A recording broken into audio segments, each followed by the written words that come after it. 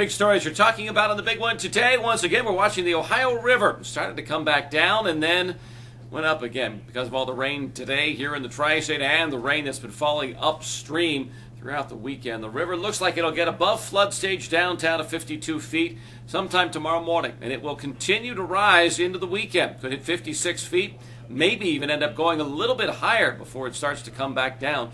Forecasters tell us that the river will stay above flood stage probably through next Wednesday, if not longer at this point. Looks like there could be a threat from high water to homes in Anderson Township, New Richmond, Bromley, Ludlow, parts of Covington. It's going to be a wait-and-see thing. Get the latest forecast for the river and the weather, 700WLW.com. Just search news. Looks like the streetcar project for Cincinnati is dead.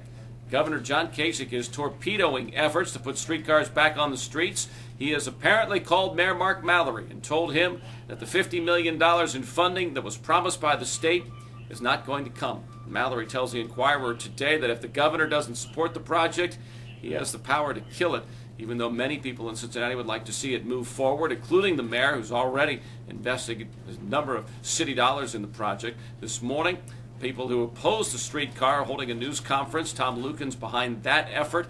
We have it covered for you. Search resumes today for a new police chief in Cincinnati.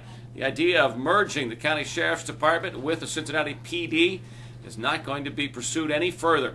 Sheriff Simon Lease was supposed to meet today with city administrators, but called off the meeting now that it's clear there's not enough support on council to pursue a merger. Tom Stryker retires in a couple of weeks. The city does not have a replacement yet. 18 candidates have applied for that job. Allegations of racism are being leveled against schools like Milford, Glen Estee, others that are starting a new Eastern Cincinnati Conference for athletics.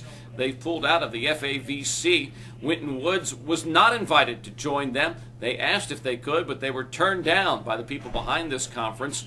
The administrators at Winton Woods said the only reason they can figure is that their school is 70% black, while the other members of the conference are only about 2% black.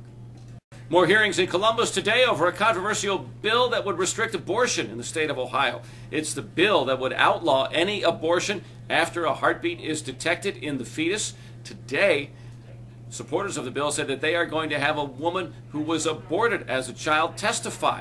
They say that this happened several years ago. She survived the procedure. Also scheduled to testify today before the House hearing on abortion is Jack Wilkie, the Cincinnati man who founded the National Right to Life organization.